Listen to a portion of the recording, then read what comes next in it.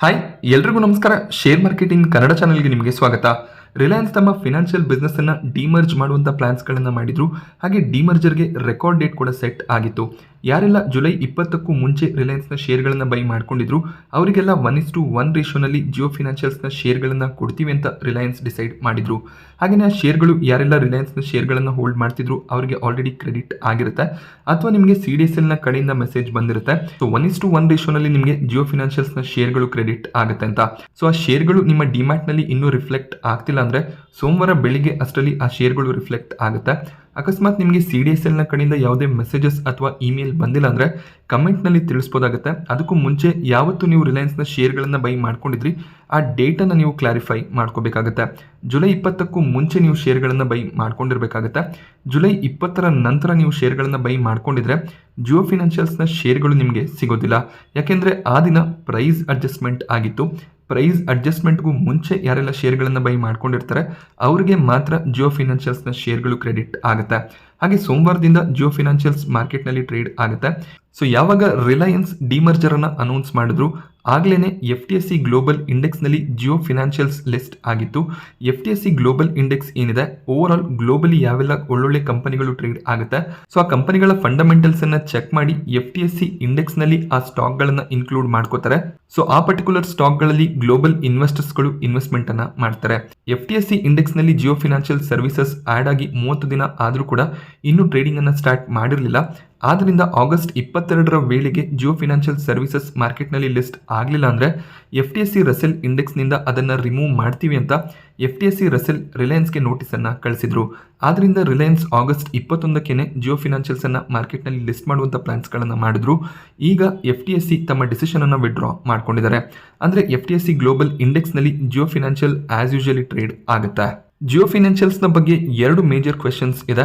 ಅಂದರೆ ಯಾರೆಲ್ಲ ರಿಲಯನ್ಸ್ನ ಶೇರ್ಗಳನ್ನು ಜುಲೈ 20ಕ್ಕೆ ಮುಂಚೆ ಬೈ ಮಾಡಿ ಹೋಲ್ಡ್ ಮಾಡ್ತಿದ್ದಾರೆ ಅವರಿಗೆಲ್ಲ ಜಿಯೋ ಫಿನಾನ್ಷಿಯಲ್ಸ್ನ ಶೇರ್ಗಳು ಆಲ್ರೆಡಿ ಕ್ರೆಡಿಟ್ ಆಗಿರುತ್ತೆ. ಸೊ ಲಿಸ್ಟಿಂಗ್ ಡೇನ ದಿನದಂದು ನಾನು ಶೇರ್ಗಳನ್ನು ಸೆಲ್ ಮಾಡಬೇಕಾ ಅಥವಾ ಈ ಶೇರ್ಗಳನ್ನು ನಾನು ಲಾಂಗ್ ಟರ್ಮ್ಗೆ ಕಂಟಿನ್ಯೂ ಮಾಡಬೇಕಂತ. ಹಾಗೆ ಎರಡನೇದಾಗಿ ಯಾರೆಲ್ಲ ರಿಲಯನ್ಸ್ನ ಶೇರ್ಗಳನ್ನು ಹೋಲ್ಡ್ ಮಾಡ್ತಿಲ್ಲ ಅವರು ಫ್ರೆಶ್ ಆಗಿ ಜಿಯೋ ಫಿನಾನ್ಷಿಯಲ್ಸ್ನ ಶೇರ್ಗಳನ್ನು ಲಿಸ್ಟಿಂಗ್ನಲ್ಲಿ ಬೈ ಮಾಡ್ಕೋಬೋದಾ ಅಂತ. ಸೊ 2 ಕ್ವೆಶನ್ಗಳಿಗೆ ಈ ಒಂದು ವಿಡಿಯೋದಲ್ಲಿ ನಾನು ಆನ್ಸರ್ ಮಾಡೋದಕ್ಕೆ ಪ್ರಯತ್ನ ಪಡ್ತೀನಿ. ಕಂಪ್ಲೀಟ್ ಅನಾಲಿಸಿಸನ್ನು ಯಾವುದೇ ಒಂದು ಪರ್ಟಿಕ್ಯುಲರ್ ಕಂಪನಿ ಲಿಸ್ಟ್ ಆಗೋದಕ್ಕೂ ಮುಂಚೆ ಮಾಡೋದು ಸ್ವಲ್ಪ ಕಷ್ಟ ಆಗ್ಬೋದು. ಬಟ್ ಓವರ್ ಆಲ್ ಫೈನಾನ್ಷಿಯಲ್ಸ್ ಏನಿದೆ ವ್ಯಾಲ್ಯೂಷನ್ ಯಾವ ರೀತಿಯಲ್ಲಿ ಇದೆ ಸೊ ಅದನ್ನು ಈ ವಿಡಿಯೋದಲ್ಲಿ ನಾನು ನಿಮಗೆ ತಿಳಿಸ್ಕೊಡ್ತೀನಿ. ರಿಲಯನ್ಸ್ ಜಿಯೋ ಫಿನಾನ್ಷಿಯಲ್ಸ್ನ ಪ್ರೈಸನ್ನು $201.85 ಸೆಟ್ ಮಾಡಿದ್ರು. ಹಾಗೆ ಈ ಒಂದು ಪ್ರೈಸ್ನಲ್ಲಿ ವ್ಯಾಲ್ಯೂಷನ್ ಸ್ವಲ್ಪ ಎಕ್ಸ್ಪೆನ್ಸಿವ್ ಅಂತಾನೆ ಅನ್ಸುತ್ತೆ. ಯಾಕೆಂದ್ರೆ ಆನಲಿಸ್ಟ್ಗಳು ಜಿಯೋ ಫಿನಾನ್ಷಿಯಲ್ಸ್ನ ಶೇರ್ ಪ್ರೈಸ್ 160ರಿಂದ 190 ಇರ್ಬೋದು. ಸೊ ಅದೊಂದು ಒಳ್ಳೆ ವ್ಯಾಲ್ಯೂಷನ್ ಆಗುತ್ತೆ ಅಂತ ಜಸ್ಟಿಫೈ ಮಾಡಿದ್ರು. ಬಟ್ ಜಿಯೋ ಫಿನಾನ್ಷಿಯಲ್ಸ್ನ ಶೇರ್ ಪ್ರೈಸ್ $261 ನೋಡೋದಕ್ಕೆ ಸಿಕ್ಕಿತ್ತು. ಬಟ್ ಆ ಒಂದು ಮಾರ್ಕೆಟ್ ಪ್ರೈಸ್ನಲ್ಲೂ ಕೂಡ $50ರಿಂದ $54 ಗ್ರೇ ಮಾರ್ಕೆಟ್ ಪ್ರೀಮಿಯಂ ನೋಡೋದಕ್ಕೆ ಸಿಗ್ತದೆ. ಸೊ ಯಾವುದೇ ಒಂದು ಕಂಪನಿ ಮಾರ್ಕೆಟ್ನಲ್ಲಿ ಲಿಸ್ಟ್ ಆಗ್ತಿದೆ ಅಂದಾಗ ಗ್ರೇ ಮಾರ್ಕೆಟ್ನಲ್ಲಿ ಸ್ವಲ್ಪ ಟ್ರೇಡಿಂಗ್ ನಡೆಯುತ್ತೆ. ಸೊ ಅದರ ಬೇಸಿಸ್ ಮೇಲೆ $50ರಿಂದ $54 ಪ್ರೀಮಿಯಂ ನೋಡೋದಕ್ಕೆ ಸಿಗ್ತಿದ್ದು ಸೋಮವಾರದ ದಿನ ಜಿಯೋ ಫಿನಾನ್ಷಿಯಲ್ ಸರ್ವಿಸಸ್ $315ರಿಂದ $320 ಪ್ರೈಸ್ನಲ್ಲಿ ಲಿಸ್ಟ್ ಆಗುವಂಥ ಚಾನ್ಸಸ್ ಇರುತ್ತೆ. ಹಾಗೆ ಬೆಳಗಿನ ಸೆಷನಲ್ಲಿ ಇನ್ನಷ್ಟು ಡಿಮ್ಯಾಂಡ್ ನೋಡೋದಕ್ಕೆ ಸಿಕ್ಕಿದ್ರೆ ಇನ್ನೂ ಹೈಯರ್ ಪ್ರೈಸ್ನಲ್ಲಿ ಟ್ರೇಡ್ ಆಗುವಂಥ ಚಾನ್ಸಸ್ಗಳು ಕೂಡ ಇರುತ್ತೆ.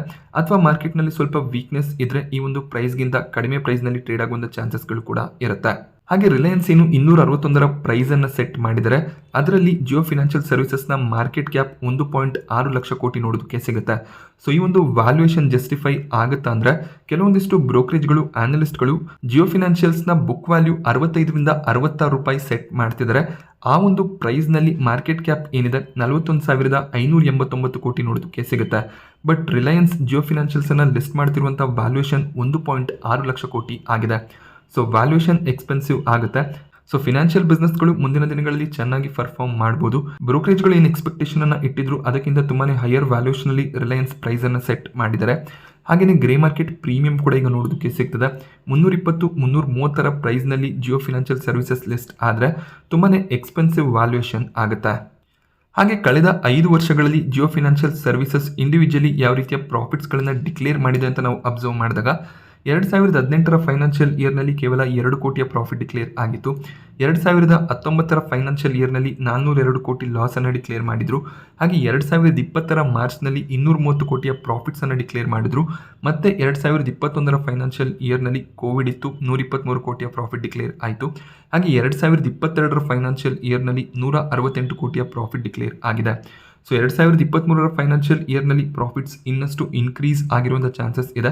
ಅದರ ಡೇಟಾ ನನಗೆ ಸಿಗಲಿಲ್ಲ, ಬಟ್ ಪ್ರಾಫಿಟ್ಸ್ ಖಂಡಿತವಾಗ್ಲೂ ಇನ್ಕ್ರೀಸ್ ಆಗಿರುವಂಥ ಚಾನ್ಸಸ್ ಇರುತ್ತೆ. ಯಾಕೆಂದರೆ ಫೈನಾನ್ಷಿಯಲ್ ಬಿಸ್ನೆಸ್ಗಳು, ಬ್ಯಾಂಕ್ಗಳು 2023 ಫೈನಾನ್ಷಿಯಲ್ ಇಯರ್ನಲ್ಲಿ ತುಂಬ ಚೆನ್ನಾಗಿ ಪರ್ಫಾರ್ಮ್ ಮಾಡಿದೆ. ಆದ್ದರಿಂದ ಪ್ರಾಫಿಟ್ಸ್ ಇನ್ಕ್ರೀಸ್ ಆಗಿರುವಂಥ ಚಾನ್ಸಸ್ಗಳು ಹೆಚ್ಚಾಗಿರುತ್ತೆ. ಸೊ 2023 ಫೈನಾನ್ಷಿಯಲ್ ಇಯರ್ನಲ್ಲಿ ಪಿ ಅನ್ನು ನಾವು ಅಬ್ಸರ್ವ್ ಮಾಡಿದಾಗ 26-27 ಪಿ ನಮಗೆ ಜಿಯೋ ಫಿನಾನ್ಷಿಯಲ್ ಸರ್ವಿಸಸ್ನಲ್ಲಿ ನೋಡೋದಕ್ಕೆ ಸಿಗುತ್ತೆ. ಅದು 261 ಪ್ರೈಸ್ನಲ್ಲಿ ಆಗಿರುತ್ತೆ. ಈಗ ಗ್ರೇ ಮಾರ್ಕೆಟ್ ಪ್ರೀಮಿಯಂ ಆ್ಯಡ್ ಆದಾಗ 320-330 ಪ್ರೈಸ್ನಲ್ಲಿ ಲಿಸ್ಟ್ ಆದರೆ 27-28 ಪಿವರೆಗೂ ಜಿಯೋ ಫಿನಾನ್ಷಿಯಲ್ ಸರ್ವಿಸಸ್ ಹೋಗುವಂಥ ಚಾನ್ಸಸ್ ಇದೆ. ಹಾಗೆಯೇ ಕಾಂಪಿಟೇಟರ್ಸ್ಗಳನ್ನು ಅಬ್ಸರ್ವ್ ಮಾಡಿದಾಗ ಬಜಾಜ್ ಫಿನಾನ್ಸ್ ಮೇಜರ್ ಕಾಂಪಿಟೇಟರ್ ಆಗಿರ್ತಾರೆ. ಹಾಗೆಯೇ Cholamandalam investment, Bajaj holdings, Shriram finance ಈ ಎಲ್ಲ ಕಂಪನಿಗಳು ಕೂಡ ಜಿಯೋ ಫಿನಾನ್ಷಿಯಲ್ಸ್ನ ಸ್ಟ್ರಾಂಗ್ ಕಾಂಪಿಟೇಟರ್ಸ್ ಆಗಿರ್ತಾರೆ. ಹಾಗೆ ಪೇಟಿಎಮ್ನಂಥ ಕಂಪನಿಗಳಿಗೂ ಕೂಡ ಇವರು ಕಾಂಪಿಟೇಷನನ್ನು ಕೊಡ್ತಾರೆ. ಹಾಗೆ ರಿಲಯನ್ಸ್ನ ಮೇಜರ್ ಕಸ್ಟಮರ್ ಬೇಸ್ ಏನಿದೆ, ಸಣ್ಣ ಸಣ್ಣ ಲೋನ್ಸ್ಗಳನ್ನು ಯಾರು ಪ್ರೈವೇಟ್ ಆ್ಯಪ್ಗಳ ಮೂಲಕ ಪಡ್ಕೊಳ್ತಾರೆ ಅವರಾಗಿರ್ತಾರೆ. ರಿಲಯನ್ಸ್ ಒಳ್ಳೆ ಒಂದು ಕಸ್ಟಮರ್ ಬೇಸನ್ನು ಹೊಂದಿದೆ. ಆದ್ದರಿಂದ ಅವರು ಫಿನಾನ್ಷಿಯಲ್ ಬಿಸ್ನೆಸ್ಸನ್ನು ಒಳ್ಳೆ ಒಂದು ಲೆವೆಲ್ಗೆ ತೊಗೊಂಡು ಹೋಗುವಂಥ ಚಾನ್ಸಸ್ ಇರುತ್ತೆ. ಸೊ ಕಾಂಪಿಟೇಟರ್ಸ್ನ ಪಿ ಅಬ್ಸರ್ವ್ ಮಾಡಿದಾಗ 25-35ವರೆಗೂ ನಮಗೆ ನೋಡೋದಕ್ಕೆ ಸಿಗುತ್ತೆ. ಬಜಾಜ್ ಹೋಲ್ಡಿಂಗ್, ಶ್ರೀರಾಮ್ ಫಿನಾನ್ಸ್ ತುಂಬ ಕಡಿಮೆ ಪಿಯಲ್ಲಿ ಟ್ರೇಡ್ ಆಗ್ತಿದೆ. ಬಜಾಜ್ ಫಿನಾನ್ಸ್ ತುಂಬಾ ಎಕ್ಸ್ಪೆನ್ಸಿವ್ ವ್ಯಾಲ್ಯೂಷನಲ್ಲಿ ಟ್ರೇಡ್ ಆಗ್ತಿದೆ. ಎಕ್ಸ್ಪೆನ್ಸಿವ್ ಅಂದಾಗ ಕೂಡ 33 ಪಿ ನೋಡೋದಕ್ಕೆ ಸಿಗ್ತದೆ. ಸೊ ಖಂಡಿತವಾಗ್ಲೂ ಜಿಯೋ ಫಿನಾನ್ಷಿಯಲ್ ಸರ್ವಿಸಸ್ 28-29 ಪಿಯಲ್ಲಿ ಟ್ರೇಡ್ ಆದರೆ ಸೊ ಅದು ಇಂಡಸ್ಟ್ರಿ ಪಿಗೆ ಕಂಪೇರ್ ಮಾಡಿದಾಗ ಎಕ್ಸ್ಪೆನ್ಸಿವ್ ಆಗುತ್ತೆ. ಫಿನಾನ್ಷಿಯಲ್ ಇಂಡಸ್ಟ್ರಿಯ ಓವರ್ ಆಲ್ ಆವರೇಜ್ ಪಿ 24 ನೋಡೋದಕ್ಕೆ ಸಿಗುತ್ತೆ. ಸೊ ಖಂಡಿತವಾಗ್ಲೂ ವ್ಯಾಲ್ಯೂಯೇಷನ್ ಎಕ್ಸ್ಪೆನ್ಸಿವ್ ಆಗಿರುತ್ತೆ. ಹಾಗೆ ರಿಟೇಲ್ ಇನ್ವೆಸ್ಟರ್ಸ್ಗಳಿಗೆ ಯಾವ ರೀತಿಯಲ್ಲಿ 1:1 ರೇಷೋದಲ್ಲಿ ಶೇರ್ಗಳು ಕ್ರೆಡಿಟ್ ಆಯಿತು, ಅದೇ ರೀತಿಯಲ್ಲಿ ಮ್ಯೂಚುವಲ್ ಫಂಡ್ಗಳಿಗೂ ಕೂಡ ಜಿಯೋ ಫಿನಾನ್ಷಿಯಲ್ಸ್ನ ಶೇರ್ಗಳು ಕ್ರೆಡಿಟ್ ಆಗಿರುತ್ತೆ. ಹಾಗೆ ಪ್ಯಾಸಿವ್ ಫಂಡ್ಗಳು ಅಂದರೆ ಇಂಡೆಕ್ಸ್ಗಳಲ್ಲಿ ಯಾರೆಲ್ಲ ಇನ್ವೆಸ್ಟ್ಮೆಂಟನ್ನು ಮಾಡ್ತಾರೆ ಅವರು ಕೂಡ ಜಿಯೋ ಫಿನಾನ್ಷಿಯಲ್ಸ್ನ ಶೇರ್ಗಳನ್ನು ಈಗ ಹೋಲ್ಡ್ ಮಾಡ್ತಿರ್ತಾರೆ. ಯೂಶಲಿ ಇಂಡೆಕ್ಸ್ ಫಂಡ್ಗಳಲ್ಲಿ ಇನ್ವೆಸ್ಟ್ ಮಾಡುವಂಥ ಮ್ಯೂಚುವಲ್ ಫಂಡ್ ಹೌಸ್ಗಳು ಯಾವೆಲ್ಲ ಕಂಪನಿಗಳು ನಿಫ್ಟಿ 50ಯ ಪಾರ್ಟ್ ಆಗಿರುತ್ತೆ ಅಥವಾ ಸೆನ್ಸೆಕ್ಸ್ನ ಪಾರ್ಟ್ ಆಗಿರುತ್ತೆ ಆ ಕಂಪನಿಗಳಲ್ಲಿ ಮಾತ್ರ ಇನ್ವೆಸ್ಟ್ ಮಾಡಬೇಕಾಗುತ್ತೆ. ಈಗ ಜಿಯೋ ಫಿನಾನ್ಷಿಯಲ್ ಸರ್ವಿಸಸ್ 3 ದಿನಗಳ ಕಾಲ ನಿಫ್ಟಿ 50ಯ ಪಾರ್ಟ್ ಆಗಿರುತ್ತೆ. ಆದ್ದರಿಂದ ಯಾವುದೇ ರೀತಿಯ ಪ್ರಾಬ್ಲಮ್ಸ್ ಇರೋದಿಲ್ಲ. ಬಟ್ ನಿಫ್ಟಿ 50ಯಿಂದ ಜಿಯೋ ಫಿನಾನ್ಷಿಯಲ್ ಸರ್ವಿಸಸ್ ಆಚೆ ಹೋದಾಗ ಈ ಪ್ಯಾಸಿವ್ ಫಂಡ್ಸ್ಗಳು 3800 ಕೋಟಿ ಅಮೌಂಟ್ನಷ್ಟು ಶೇರ್ಗಳನ್ನು ಸೆಲ್ ಮಾಡಬೇಕಾಗುತ್ತೆ. ಯಾಕೆಂದರೆ ಜಿಯೋ ಫಿನಾನ್ಷಿಯಲ್ ಸರ್ವಿಸಸ್ ನಿಫ್ಟಿ 50 ಅಥವಾ ಸೆನ್ಸೆಕ್ಸ್ನ ಪಾರ್ಟ್ ಆಗಿರೋದಿಲ್ಲ. ಆದ್ದರಿಂದ ಅವರು ಜಿಯೋ ಫಿನಾನ್ಷಿಯಲ್ ಸರ್ವಿಸಸ್ನಲ್ಲಿ ಇನ್ವೆಸ್ಟ್ ಮಾಡೋದಕ್ಕೆ ಸಾಧ್ಯ ಆಗೋದಿಲ್ಲ. ಆಕ್ಟಿವ್ ಮ್ಯೂಚುವಲ್ ಫಂಡ್ಗಳು ಅವರಿಗೆ ಇಷ್ಟ ಬಂದಂಥ ಸ್ಟಾಕ್ಗಳನ್ನು ಸೆಲೆಕ್ಟ್ ಮಾಡ್ಕೋಬೋದಾಗುತ್ತೆ. ಲಾರ್ಜ್ ಕ್ಯಾಪ್ ಕಂಪನೀಸ್ ಅಂದಾಗ ಅವರು ಖಂಡಿತವಾಗ್ಲೂ ಜಿಯೋ ಫಿನಾನ್ಷಿಯಲ್ ಸರ್ವಿಸಸ್ಸನ್ನು ಹೋಲ್ಡ್ ಮಾಡ್ಬೋದು. ಬಟ್ ಇಂಡೆಕ್ಸ್ಗಳಲ್ಲಿ ಇನ್ವೆಸ್ಟ್ ಮಾಡುವಂಥ ಮ್ಯೂಚುವಲ್ ಫಂಡ್ ಹೌಸ್ಗಳು ಜಿಯೋ ಫಿನಾನ್ಷಿಯಲ್ಸ್ನ ಶೇರ್ಗಳನ್ನು ಹೋಲ್ಡ್ ಮಾಡೋದಕ್ಕೆ ಸಾಧ್ಯ ಆಗೋದಿಲ್ಲ. ಸೊ ನಿಫ್ಟಿ 50ಯ ಪಾರ್ಟ್ ಆಗಿದ್ದಂಥ ಕಂಪನಿಗಳು ನಿಫ್ಟಿ 50 ಅಥವಾ ಸೆನ್ಸೆಕ್ಸ್ನಿಂದ ಆಚೆ ಹೋದಾಗ 3 ತಿಂಗಳ ಒಳಗಾಗಿ ಪ್ಯಾಸಿವ್ ಫಂಡ್ಗಳು ತಮ್ಮ ಶೇರ್ಗಳನ್ನು ಸೆಲ್ ಮಾಡಬೇಕಾಗುತ್ತೆ. ಸೊ ಜಿಯೋ ಫಿನಾನ್ಷಿಯಲ್ಸ್ ಮುಂದಿನ ನಿಫ್ಟಿ ರಿವಿಷನ್ನಲ್ಲಿ ನಿಫ್ಟಿ 50ಯ ಪಾರ್ಟ್ ಆಗಲಿಲ್ಲ ಅಂದರೆ ಪ್ಯಾಸಿವ್ ಮ್ಯೂಚುವಲ್ ಫಂಡ್ಗಳು ತಮ್ಮ ಶೇರ್ಗಳನ್ನು ಖಂಡಿತವಾಗ್ಲೂ ಸೆಲ್ ಮಾಡ್ತಾರೆ. ಆಗ ಒಂದು ಸೆಲ್ಲಿಂಗ್ ಪ್ರೆಷರ್ ಬರುವಂಥ ಚಾನ್ಸಸ್ ಇರುತ್ತೆ. ಸೊ ಮೊದಲನೇದಾಗಿ ಶಾರ್ಟ್ ಟರ್ಮ್ಗೆ ಜಿಯೋ ಫಿನಾನ್ಷಿಯಲ್ಸ್ನ ಶೇರ್ಗಳನ್ನು ಸೋಮವಾರದ ದಿನ ಲಿಸ್ಟಿಂಗ್ನಲ್ಲಿ ಬೈ ಮಾಡ್ಕೋಬೋದಾ ಅಂದರೆ 250 ಪ್ರೈಸ್ನ ಕೆಳಗಡೆ ನಿಮಗೆ ಸಿಕ್ಕಿದ್ರೆ ಎಂಟ್ರಿಯನ್ನು ತಗೋಬೋದಾಗುತ್ತೆ. 320-330 ಪ್ರೈಸ್ನಲ್ಲಿ ನೀವು ಎಂಟರ್ ಆಗ್ತೀರಾ ಅಂದರೆ ಸ್ಟಾಕ್ ಪ್ರೈಸ್ನಲ್ಲಿ ಕರೆಕ್ಷನ್ ಬಂದಾಗ ಲೋವರ್ ಲೆವೆಲ್ಗಳಲ್ಲಿ ಬೈ ಮಾಡ್ಕೊಳ್ಳೋದಕ್ಕೆ ನೀವು ರೆಡಿ ಇರಬೇಕಾಗುತ್ತೆ. ಸೊ 320 ಪ್ರೈಸ್ನಲ್ಲಿ ಲಿಸ್ಟ್ ಆದಮೇಲೂ ಕೂಡ ಇನ್ನಷ್ಟು ರನ್ ನಮಗೆ ನೋಡೋದಕ್ಕೆ ಸಿಗ್ಬೋದು. ಅದಕ್ಕೆ ರೀಸನ್ಸ್ ತುಂಬ ಜನ ಈ ಸ್ಟಾಕ್ನಲ್ಲಿ ಇಂಟ್ರೆಸ್ಟೆಡ್ ಇರ್ತಾರೆ. ಅವರೆಲ್ಲರೂ ಕೂಡ ಓಪನಿಂಗ್ನಲ್ಲಿ ಬೈಯಿಂಗನ್ನು ಮಾಡುವಂಥ ಚಾನ್ಸಸ್ ಇರುತ್ತೆ. ಅದರಿಂದ ಸ್ಟಾಕ್ ಪ್ರೈಸ್ ಜಂಪ್ ಆಗುವಂಥ ಚಾನ್ಸಸ್ ಇರುತ್ತೆ. ಬಟ್ 2-3 ದಿನ ಟ್ರೇಡಿಂಗ್ನ ನಂತರ ಸ್ಟಾಕ್ ಪ್ರೈಸ್ನಲ್ಲಿ ಪ್ರಾಫಿಟ್ ಬುಕಿಂಗ್ ಬರುವಂಥ ಚಾನ್ಸಸ್ ಇರುತ್ತೆ. ಯಾಕೆಂದರೆ ಯಾರಿಗೆಲ್ಲ ಜಿಯೋ ಫಿನಾನ್ಷಿಯಲ್ಸ್ನ ಶೇರ್ಗಳು 260 ಪ್ರೈಸ್ನಲ್ಲಿ ಅಲಾಟ್ ಆಗಿರುತ್ತೆ ಅವರು ಒಳ್ಳೆ ಒಂದು ಪ್ರಾಫಿಟ್ ಸಿಕ್ಕಿದಾಗ ಎಕ್ಸಿಟ್ ಆಗುವಂಥ ಚಾನ್ಸಸ್ ಇರೋದ್ರಿಂದ ಒಂದು ಸೆಲ್ಲಿಂಗ್ ಪ್ರೆಷರ್ ಬರುವಂಥ ಚಾನ್ಸಸ್ ಇರುತ್ತೆ. ಆ ರೀತಿಯಲ್ಲಿ ಸೆಲ್ಲಿಂಗ್ ಪ್ರೆಷರ್ ಬಂದರೆ 300 ಮತ್ತು 280, 250 ಈ ರೀತಿಯಲ್ಲಿ ಪ್ರೈಸ್ ಫಾಲ್ ಆದರೆ ಸೊ ನೀವು ಬೈ ಆನ್ ಡಿಪ್ ಸ್ಟ್ರಾಟಜಿಯನ್ನು ಫಾಲೋ ಮಾಡ್ತೀರಾ ಅಂದರೆ ಖಂಡಿತವಾಗ್ಲೂ ಓಪನಿಂಗ್ನಲ್ಲಿ ಬೈಯಿಂಗನ್ನು ಮಾಡ್ಬೋದಾಗುತ್ತೆ. ಹಾಗೆ ಯಾರಿಗೆಲ್ಲ ಆಲ್ರೆಡಿ ಶೇರ್ಗಳು ಕ್ರೆಡಿಟ್ ಆಗಿದೆ ಅವರು ಲಾಂಗ್ ಟರ್ಮ್ಗೆ ಹೋಲ್ಡ್ ಮಾಡಬೇಕಾ ಅಥವಾ ನಾನು ಲಿಸ್ಟಿಂಗ್ನಲ್ಲಿ ಸೆಲ್ ಮಾಡ್ಬೋದಾ ಅಂದರೆ ಫಿನಾನ್ಷಿಯಲ್ ಇಂಡಸ್ಟ್ರಿ ಮುಂದಿನ 5-6 ವರ್ಷಗಳಲ್ಲಿ ಒಳ್ಳೆಯ ಒಂದು ಗ್ರೋತನ್ನು ತೋರಿಸುವಂಥ ಚಾನ್ಸಸ್ ಇರುತ್ತೆ. ಹಾಗೆ ರಿಲಯನ್ಸ್ ಒಳ್ಳೆಯ ಒಂದು ಕಸ್ಟಮರ್ ಬೇಸನ್ನು ಹೊಂದಿದೆ. 300 ಮಿಲಿಯನ್ಗೂ ಹೆಚ್ಚಿನ ಕಸ್ಟಮರ್ಸ್ಗಳನ್ನು ಜಿಯೋ ಆಲ್ರೆಡಿ ಹೊಂದಿದ್ದಾರೆ. ಸೊ ಅವ್ರಿಗೆ ಲೋನ್ ಡಿಸ್ಟ್ರಿಬ್ಯೂಷನ್ ಅಷ್ಟು ಕಷ್ಟ ಆಗೋದಿಲ್ಲ. ಹಾಗೆ ಇನ್ನಷ್ಟು ಕಸ್ಟಮರ್ಸ್ಗಳನ್ನು ಆ್ಯಡ್ ಮಾಡುವಂಥ ಪ್ಲಾನ್ಸ್ಗಳು ಕೂಡ ಇದೆ. ಜಿಯೋ ಸಿಮ್ಮನ್ನು ಅವ್ರು ಯಾವ ರೀತಿಯಲ್ಲಿ ಮಾರ್ಕೆಟ್ ಮಾಡಿದ್ರು ಅದೆಲ್ಲರಿಗೂ ಕೂಡ ಗೊತ್ತಿದೆ. ಹಾಗೆ 5Gಯನ್ನು ಯಾವ ರೀತಿಯಲ್ಲಿ ಲಾಂಚ್ ಮಾಡಿದ್ದಾರೆ ಅದರ ಬಗ್ಗೆ ಕೂಡ ಎಲ್ರಿಗೂ ಇನ್ಫಾರ್ಮೇಷನ್ ಇದೆ. ಆದ್ದರಿಂದ ಬಿಸ್ನೆಸ್ ಯಾವ ರೀತಿಯಲ್ಲಿ ಗ್ರೋ ಮಾಡಬೇಕು ಅದರ ಬಗ್ಗೆ ರಿಲಯನ್ಸ್ಗೆ ಕಂಪ್ಲೀಟ್ ನಾಲೆಡ್ಜ್ ಇದೆ.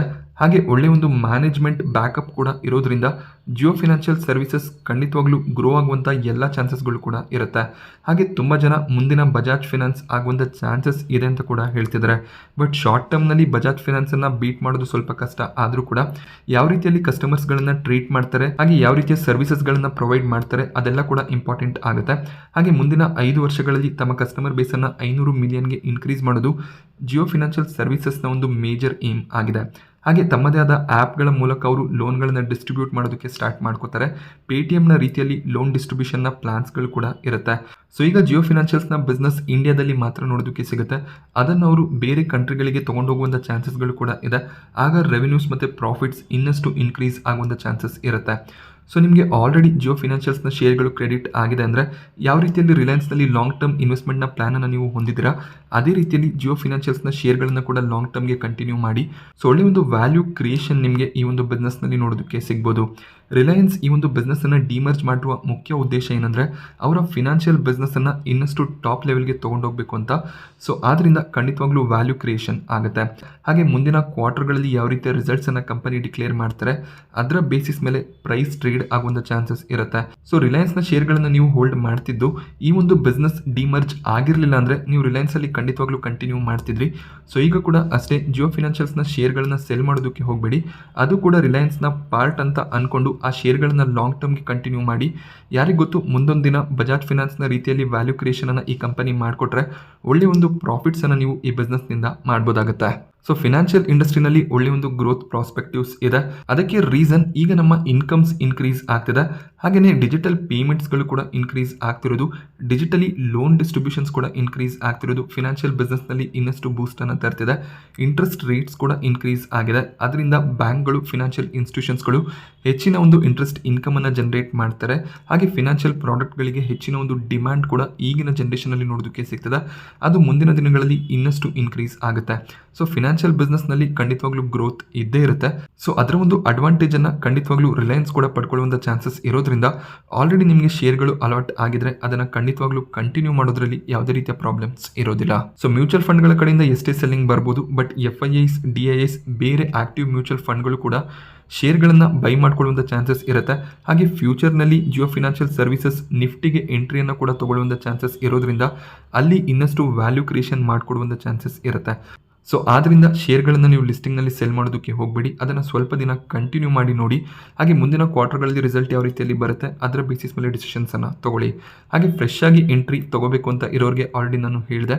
ಸೊ ನೀವು ಶೇರ್ಗಳನ್ನು ಹೈಯರ್ ಪ್ರೈಸ್ನಲ್ಲಿ ಬೈ ಮಾಡ್ತಿದ್ದೀರ ಅಂದರೆ ಲಾಂಗ್ ಟರ್ಮ್ಗೆ ಕಂಟಿನ್ಯೂ ಮಾಡಬೇಕಾಗುತ್ತೆ. ಹಾಗೆ ಡಿಪ್ನಲ್ಲಿ ಶೇರ್ಗಳನ್ನು ಬೈ ಮಾಡಬೇಕಾಗುತ್ತೆ. ಸೊ ಜಸ್ಟ್ ಟ್ರೇಡಿಂಗ್ ಪರ್ಸ್ಪೆಕ್ಟಿವ್ನಿಂದ ಎಂಟರ್ ಆಗ್ತಿದ್ದಾರೆ ಅಂದರೆ ಸೊ ನಿಮಗೆ ಇಂಟರ್ಡೇ ಟ್ರೇಡಿಂಗ್ ಅಲೋ ಇಲ್ಲ. ಏನಕ್ಕೆಂದರೆ ಟ್ರೇಡ್ ಫಾರ್ ಟ್ರೇಡ್ ಬೇಸಿಸ್ನಲ್ಲಿ ಶೇರ್ಗಳು ಅಲಾಟ್ ಆಗ್ತಿದೆ. ಅಂದರೆ ಮುಂದಿನ 10 ದಿನಗಳ ಕಾಲ ಇಂಟ್ರಾಡೇ ಮಾಡೋದಕ್ಕೆ ಸಾಧ್ಯ ಆಗೋದಿಲ್ಲ. ನೀವು ಡೆಲಿವರಿ ತೊಗೊಂಡು ಶೇರ್ಗಳನ್ನು ಸೆಲ್ ಮಾಡಬೇಕಾಗುತ್ತೆ.